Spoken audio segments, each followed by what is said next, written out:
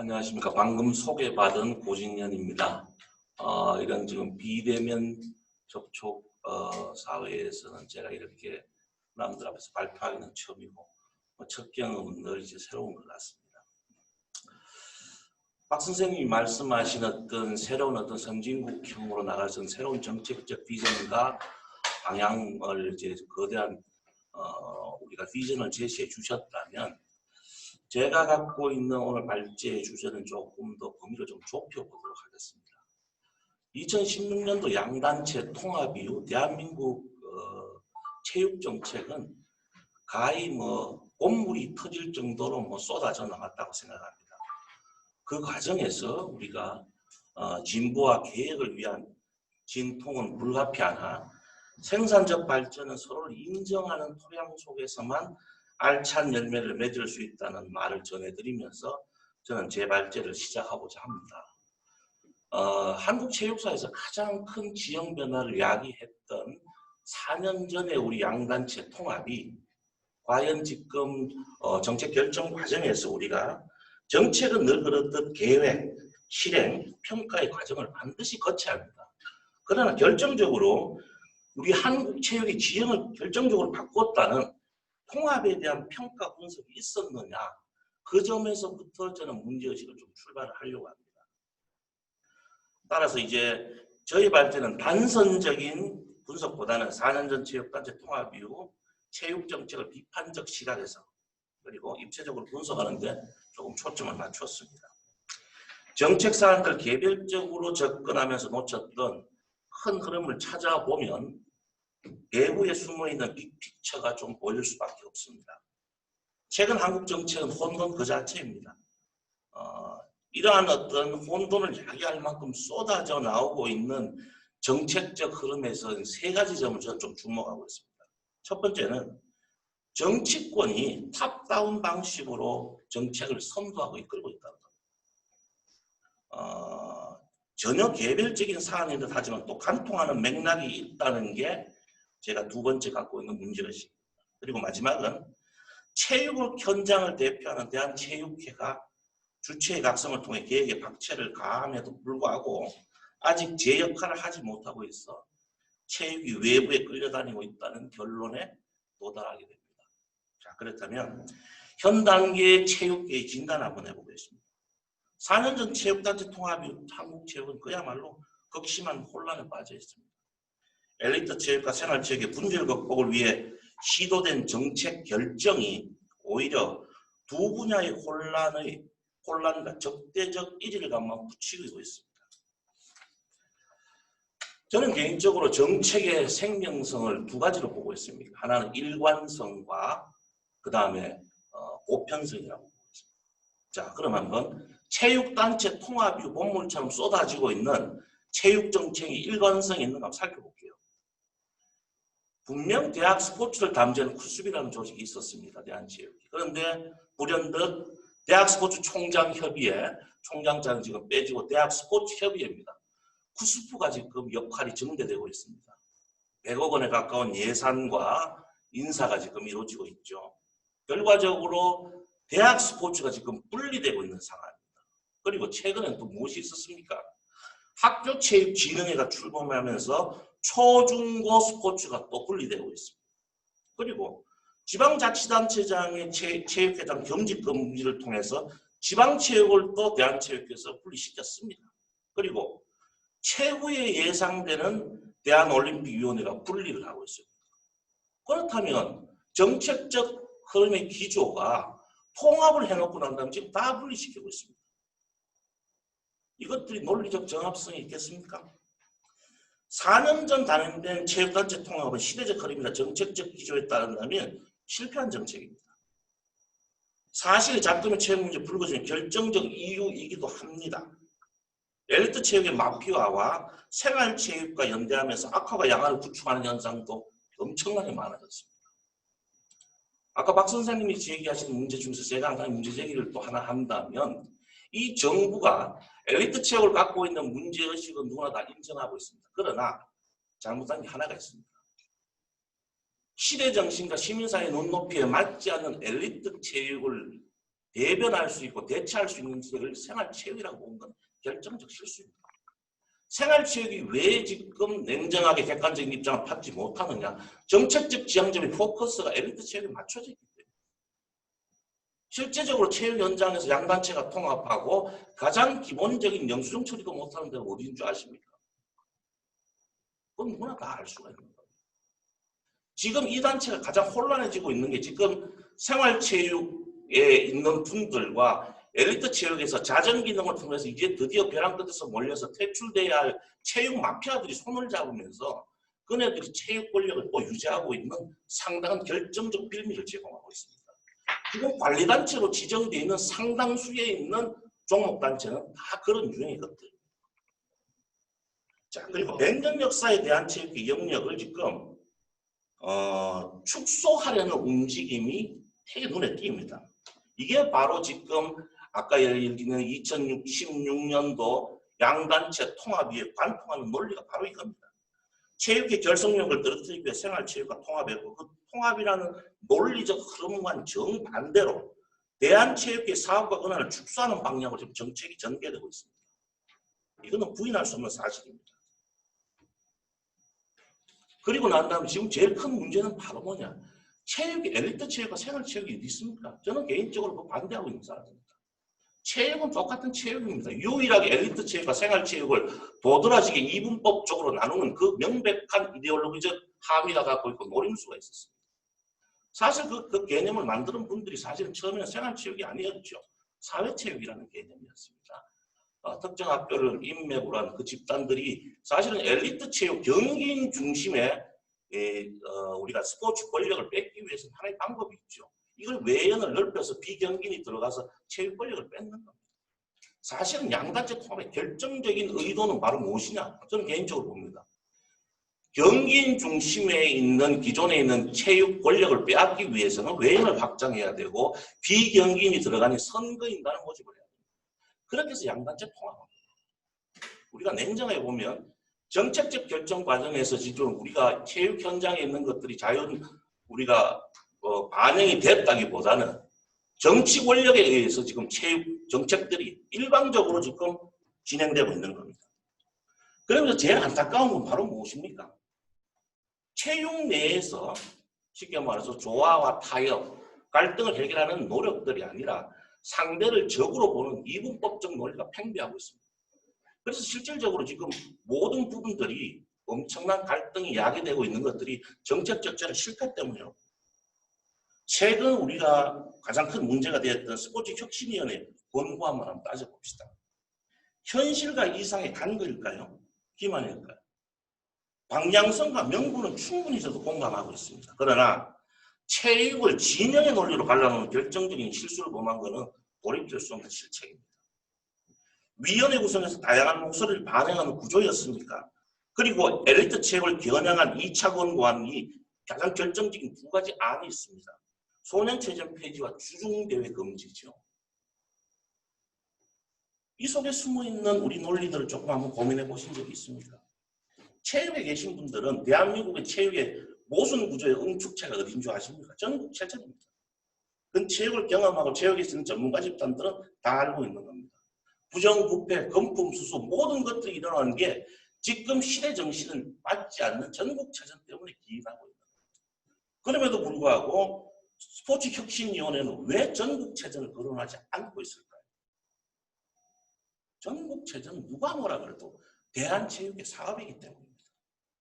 그래서 소년체전은 뭡니까? 저는 개인적으로 소년체전은 대한민국 체육이 세계에 내놓을 수 있는 모델 케이스라고 봅니다. 중국이 이 작은 대한민국에서 왜 기적의 퍼포먼스를 내느냐?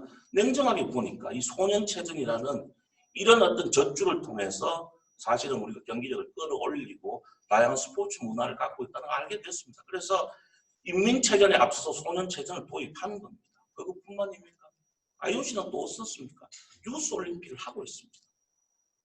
소년체전의 문제점은 저는 개인적으로 봅니다. 사실은 우리 어린 애들이 실제적으로 다른 지방에 가서 우리가 운동 대회를 참가하기 위해서 숙박의 문제 이런 건 사실은 상당히 큰 문제가 있습니다. 그런 것들은 상당히 우리 현장에 있는 사람들도 상식적인 선에서 충분히 접근 가능하고 수정 가능하다고 봅니다. 그런데 왜 콕 찍어서 소년체전을 폐지해야 됩니까? 이유가 있죠. 그게 바로 그네들이 장악한 초, 중, 고등학교 학교체육진흥회가 소년체전을 학생체전으로 바꾸면 사업과 예산을 뺏어올 수 있기 때문에 이게 바로 솔직한 분석과 진단입니다.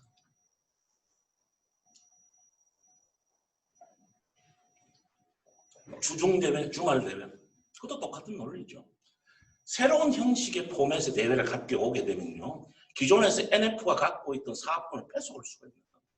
그래서 주말 대회를 자꾸 고수하는 겁니다. 더 재밌는 얘기를 현장에서 한번 들으겠습니다. 대학 야구에서 초창기에 홈앤드 어웨이 방식을 만들면서 부산에 있는 동아대학교하고 경성대학교가 대회를 하면서 홈앤드 어웨이를 그 홈과 어웨이를 구분하기 위한 형식을 맞추기 위해서 대회 어디 안 주셨습니까? 아십니까? 횡성에서 했습니다. 부산에 있는 두 학교가 홈앤드 어웨이의 형식을 맞추기 위해서 참 우스운 일입니다. 지금 대한민국에서 일어나는 모든 문제가 정책이 열린 공간에서 소통하지 않고 이분법적 대결 구단한 프로그램에 갇히게 되면 정말 큰 문제입니다. 그래서 우리 보도도 정말 냉정하게 잘 보도를 해야 됩니다. 비판적인 입장에서 접근을 하되 정보가 한정된 정보가 아니라 다양한 정보를 입체적으로 분석하면서 접근하지 않지만 스포츠라는 콘텐츠는 되게 조심스럽게 다루어져야 됩니다. 그리고 체육인들이 갖고 있는 일반인들의 생각과 다른 게 체육인들 되기보다도 되게 영리합니다. 왜? 이 사람들은 어릴 때부터 정책적 결정과 사고에 아주 능한 사람들입니다. 그렇기 때문에 자기들의 이해관계를 포장하기 위해서 상당히 언론 프레임도 능하고 한 분야에 대한 정보가 단선적인 부분에는 실책을 할 수 있는 경우가 상당히 많습니다. 그런데 지금 대한민국 스포츠 정책은 유독 이분법적 대결 구도 속에서 적과 나라나 아주 정말 단순한 이분법적 구도에서만 진행되고 있습니다. 저는 이걸 바로 허구적 관념의 실체라고 봅니다. 사람과 논쟁과 대결을 할 때 가장 쉬운 방법은 바로 저 사람을 적으로 돌리게 됩니다. 그게 바로 허구적 관념의 실체죠. 대표적인 게 우리가 아시다시피 내전을 겪은 한반도 사회에서 우리가 한때 80년대, 90년대까지죠. 저 사람과 대결을 하고 논쟁을 벌일 때 저 사람을 빨갱이로 만들면 우리가 손쉽게 승리합니다. 지금 이 허구적 관념의 실체화가 대한민국 체육 현장에서 일어나고 있습니다. 상당히 경계를 해야 됩니다.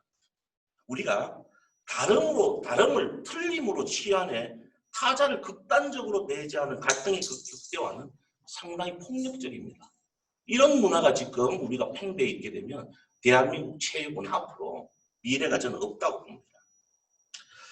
지금 우리 최숙현 사건만 해도 그렇다. 최숙현 사건의 실체가 바로 무엇인지 여러 가지 대안들과 정책적인 어떤 대안들이 제시가 되고 있고 우리가 보면 그 문제가 하나 터졌을 때는 진단과 처방이 중요한데 이제 나올 건 다 나왔겠죠. 그러나 결정적인 차이가 하나 있습니다. 대한민국의 스포츠 행정 그걸 짚고 넘어가지 않을 수가 없습니다. 대한민국 스포츠 행정은 저는 극단적으로 말해서 뭐라고 표현을 하냐면 책임의 외주화라고 생각합니다. 자, 중앙정부에 의해서도 지금 체육행정이 교육부와 문화체육부, 관광부로 나눠져 있습니다. 그리고 실질적으로 이들이 체육행정을 담당하고 있느냐? 나는 그런 거 귀찮아서 싫어요. 대한체육회하고 결과적으로 행정의 위수탁 업무를 체결하고 있습니다. 그리고 대한민국 체육의 행정 자체가 이렇게 결과적으로 사모나가 되어 있고 그리고 지방체육 또한 끊임없는 책임의 외주화가 일어나고 있습니다. 최숙현 선수가 소속이 어디였습니까? 경주시청이었습니다. 그런데 실질적 팀 운영은 어떻게 했습니까? 경주시청 난 팀 관리하기 힘들어 귀찮아. 그래서 경주시 체육회가 팀 운영을 맡겼습니다. 끊임없는 외주화가 일어납니다. 그래서 문제가 터지고 문화체육관광부에 연락을 해서 이런 문제가 있었습니다 하면 문화체육관광부 사는 일이 뭡니까? 대한체육회 이첩시킵니다. 대한체육회에서 할 수 있는 건 뭡니까? 해당 종목 NF로 넘깁니다. 해당 종목 NF에서 어디로 갑니까? 지방체육회로 갑니다. 지방체육회에서 또 어디로 갑니까? 각 종목별 단체로 갑니다. 그래서 끊임없는 외주화가 일어나기 때문에 실질적인 어떤 체육관계의 비리, 금품, 수수 이런 문제들이 제대로 해결이 되지 않습니다. 그래서 저는 이런 문제들을 여러 가지 문제 구조들을 봤을 때 행정에 우리가 사문화가 되어 있는 것들을 사실 행정을 우리가 정비를 하고 체육단체의 어떤 거버넌스를 새롭게 구축해야 된다고 보는 사람입니다. 가장 간단한 방법은 그렇습니다. 저는 대한민국에서 체육행정을 담지하는 체육행정에 관여하는 문화체육관광부, 그 다음에 문화체육관광부에서 체육행정을 담당하시는 분, 교육부에서 체육행정을 담당하시는 분, 대한체육회에서 같이 묶어서 세 개의 단체를 체육청이나 체육부로 만들면 되는 겁니다. 그 방법이 한국에서 가장 바람직한 체육단체의 거버넌스라고 봅니다. 그리고 지금 혁신위의 어떤 진단에 대해서 사실은 우리가 많은 고민을 하고 있습니다. 우리가 대부분 다 어떤 원론적인 부분에 수용은 하지만 사실은 정책에 있어서 우리가 정부하고 치밀한 논리를 한번 따져볼 필요는 있는 겁니다. 혁신위의 진단에서 우리가 제일 캐치플레이즈가 뭡니까? 공부하는 선수. 공부하는 선수.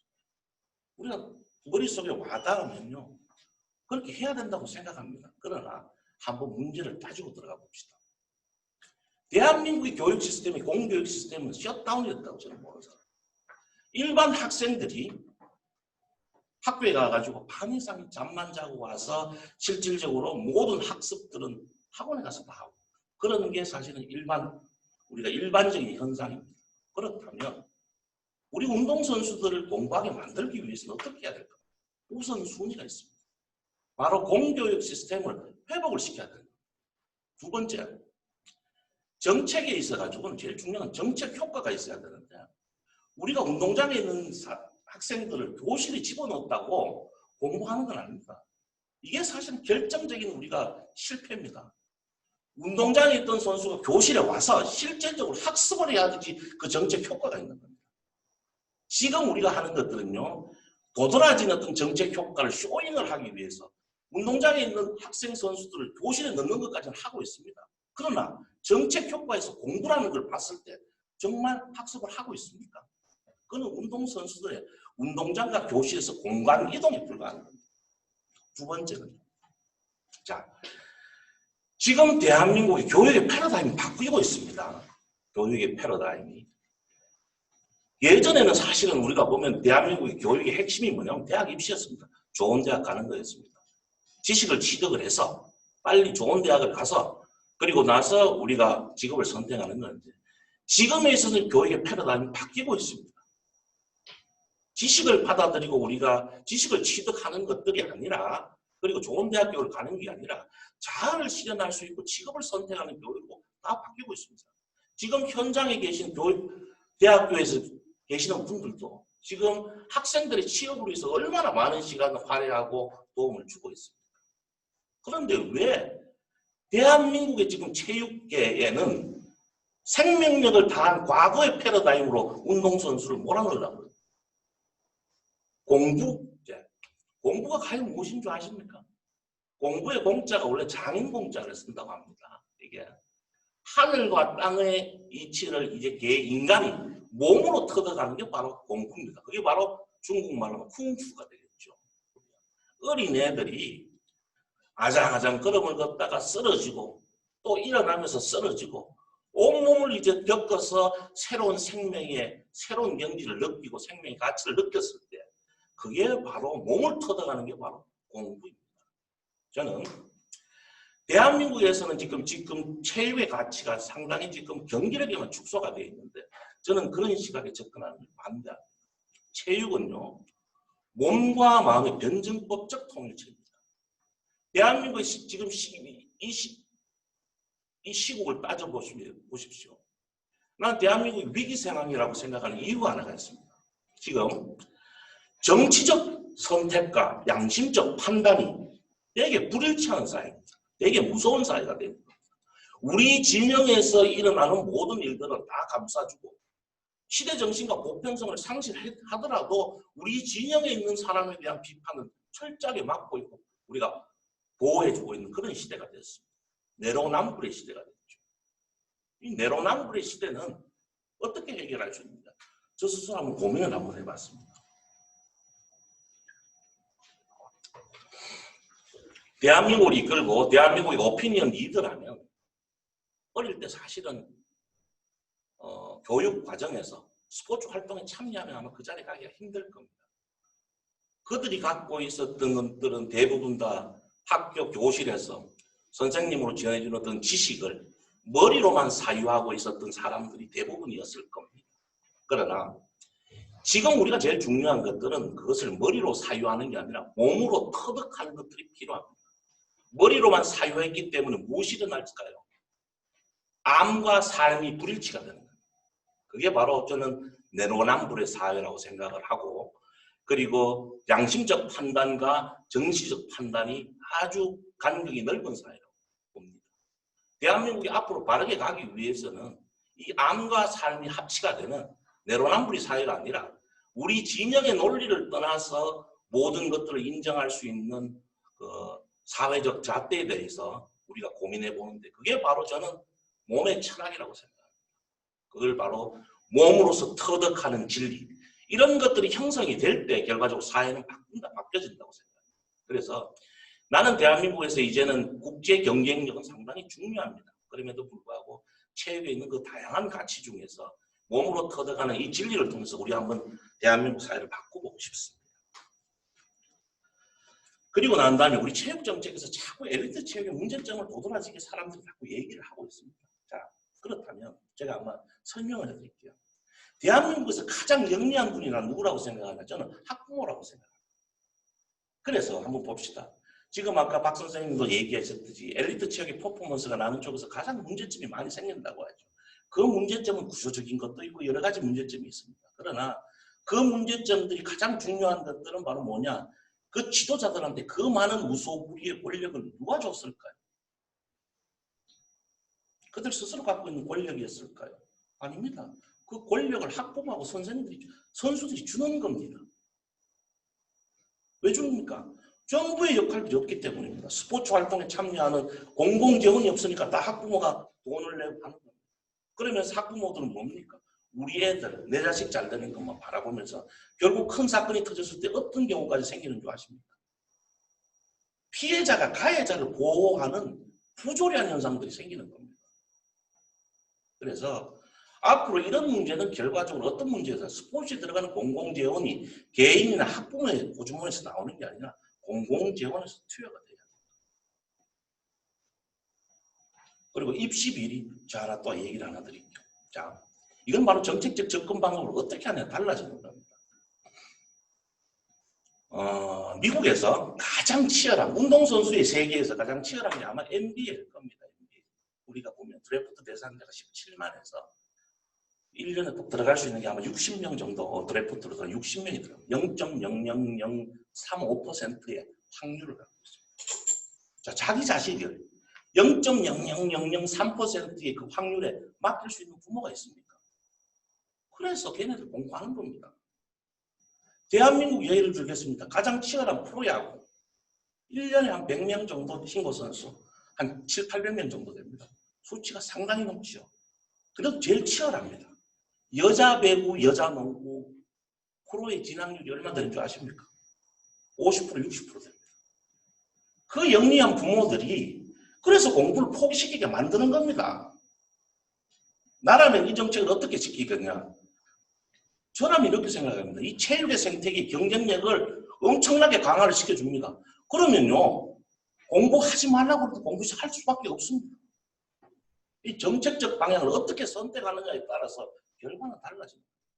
우리는 지금까지 실제적으로 우리가 학교에 있는 운동선수는 7만 명입니다. 초, 중, 고, 대학교가 700만 명에서 1%를 가지고 체육정책을 다 했다고 생각합니다. 천만입니다. 바람직한 체육정책은 바로 99%의 일반 학생들을 어떻게 체육활동에 참여시키느냐가 오히려 더 중요한데, 정부는 지금 그 1%를 갖고 체육정책의 모든 것을 다 하냐 쇼잉을 하고 있는 거예요. 냉정하게 접근해야 돼요. 그 다음에 스포츠라는 건요, 다른 거하고 다른 게 바로 장소라는 게 스포츠 인프라가 있습니다. 우리가 보면 일반적인 공간과 우리가 장소가 사실은 이제 의미가 되어지면 사실은 이제 공간이 되는데, 대한민국 스포츠 정책이 최고 잘못된 것들을 보면 전 지방대회 가면 지방에 가다 보면 깜짝 놀랍니다. 인구 3만에 테니스 코트 30개 면에다 실내 코트 3개까지 있습니다. 인구 3만에. 서울 시내에서 테니스 좋아하는 사람이 아침에서 테니스 치려면요, 한 달 내도록 인터넷을 접속을 해요. 도농 간의 스포츠 인프라의 비대칭성 이런 것만 보더라도 스포츠 정책이 얼마나 주먹구구시로 이루어지는 걸 알 수가 있는 거예요. 구구절절 제가 이제 오늘 했던 것들은 2016년도 이후에 봄물처럼 터져나오는 스포츠 정책들이 과연 현실을 제대로 반영하고 있느냐, 그리고 그것들이 일맥상통한 논리적 정합성이 있느냐, 그것들의 허구를 제가 밝혀내는데 많은 시간을 투자를 했습니다. 이게 이 문제가 이제 드디어 대한민국 체육회장 선거와 지금 맞물려 있습니다. 그래서 이러한 이슈들이 체육을 정치적 쟁투의 대상으로 상대하는 사람들의 정치공학적 셈법으로 또다시 혼돈의 상황으로 내몰리지 않을까 저는 되게 걱정이 되는 사람입니다. 아무쪼록 여기 계신 분들이 단순하게 표면적인 것들이 아니라 그 행간의 의미를 읽을 수 있는 시스템매틱 리딩을 통해서 대한민국 체육을 진일보할 수 있도록 많은 도움을 주셨으면 합니다. 감사합니다.